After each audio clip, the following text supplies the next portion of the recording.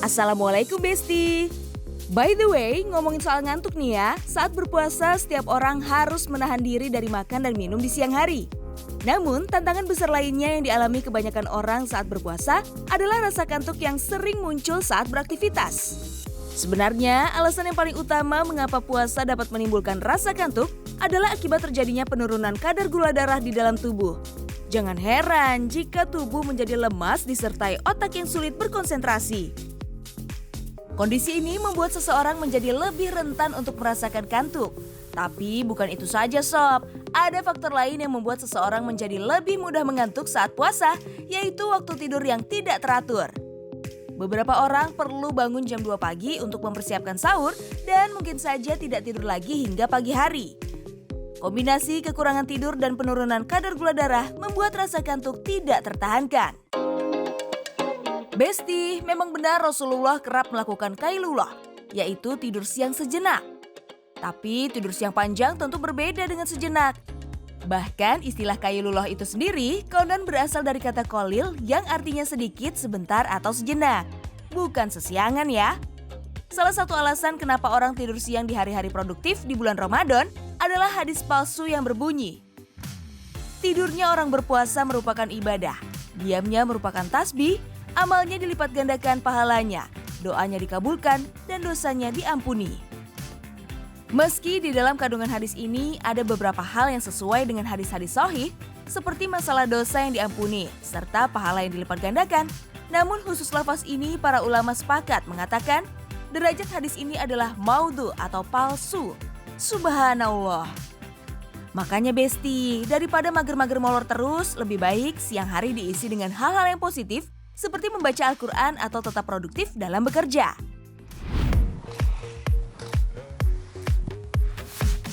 Bismillahirrahmanirrahim.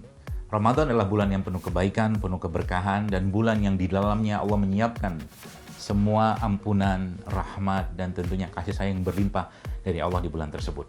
Dan tentunya kita harus memanfaatkan itu dengan baik, berkaitan dengan bagaimana ibadah kita selama Ramadan, dan apa yang harus kita kerjakan selama Ramadan. Namun ada hal-hal yang mungkin kita perlu bahas di sini agar Ramadan kita menjadi Ramadan yang lebih baik dan tentunya kita bisa mengikuti contoh dari Nabi Muhammad alaihissalam.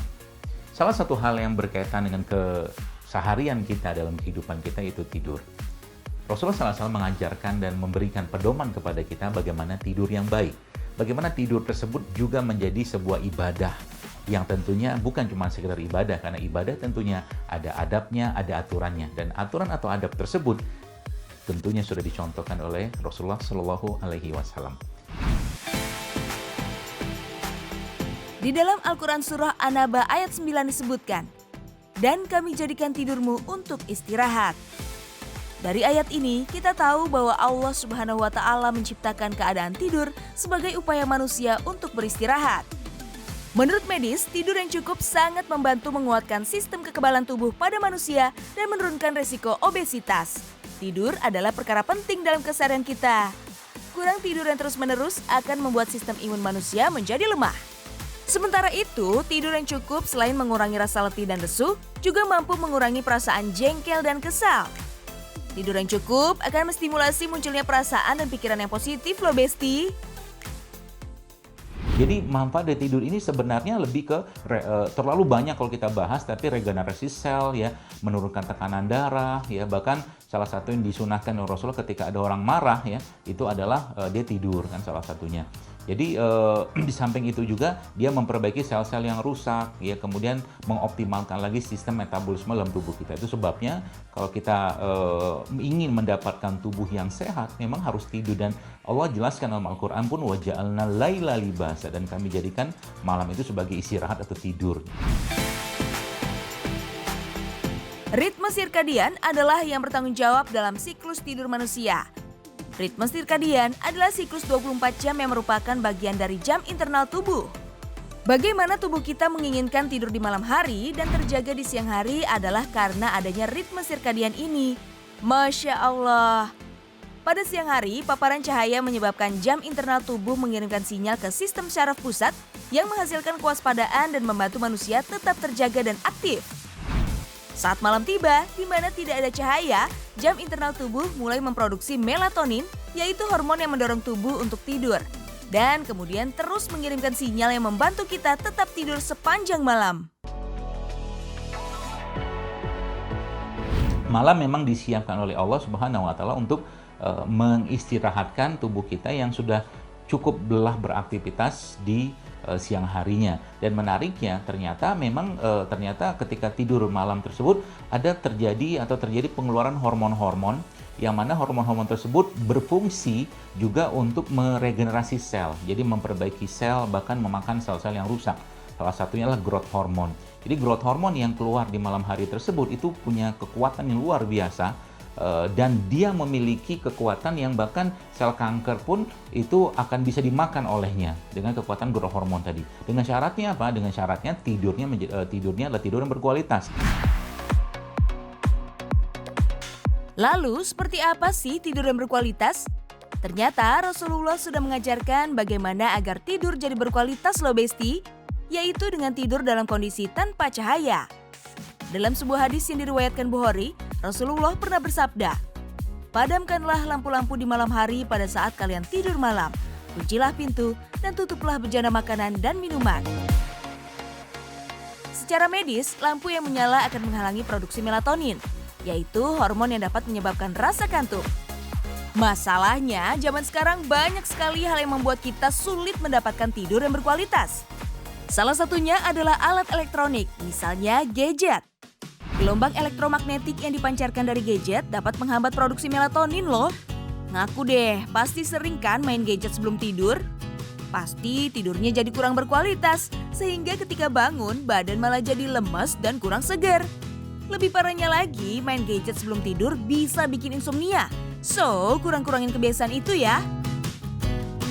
By the way, tahu nggak Besti? Ternyata tidur itu nggak boleh ngasal loh. Karena ternyata ada waktu-waktu yang tidak disukai Allah ketika hambanya tidur di jam itu. Salah satunya adalah tidur setelah sholat subuh.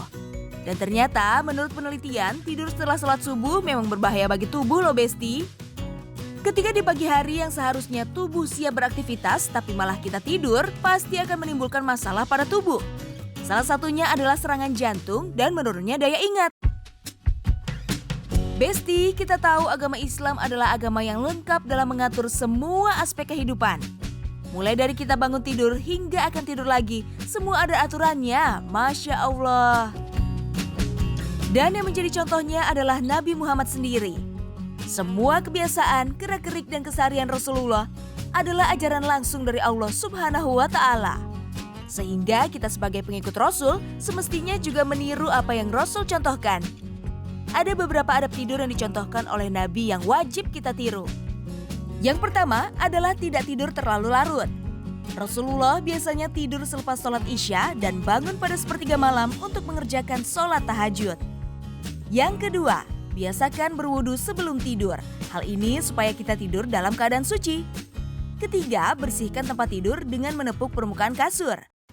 Abu Hurairah meriwayatkan sebuah hadis, bahwasanya Rasulullah bersabda, "Apabila salah seorang di antara kalian hendak tidur, maka kebutilah tempat tidurnya dengan ujung sarungnya, karena sesungguhnya dia tidak tahu apa yang akan menimpa padanya."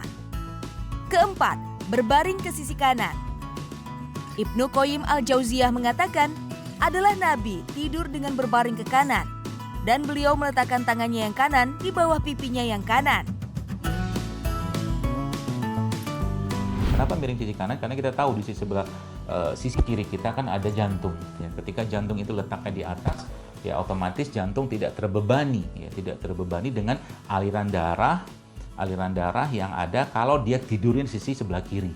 Jadi dengan posisi jantung sebelah kanan, di sebelah atas ya otomatis ini ilustrasinya tuh darah itu lebih gampang mengalir seperti itu karena posisi jantung di atas. Itu yang pertama.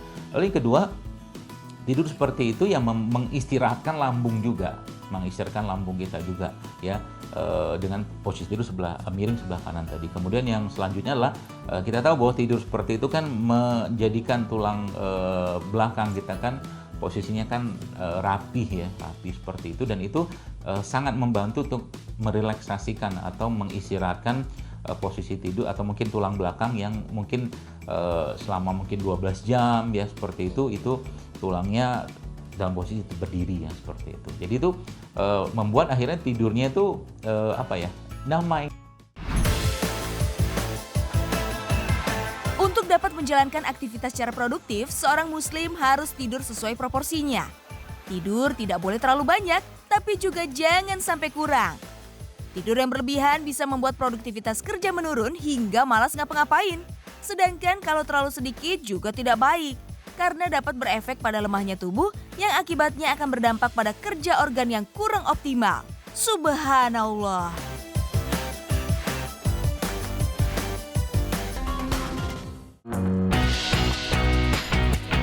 Besti, tak terasa 30 menit sudah kita membahas seputar kesehatan dan manfaat. Semoga menjadi tuntunan yang baik untuk kita semua.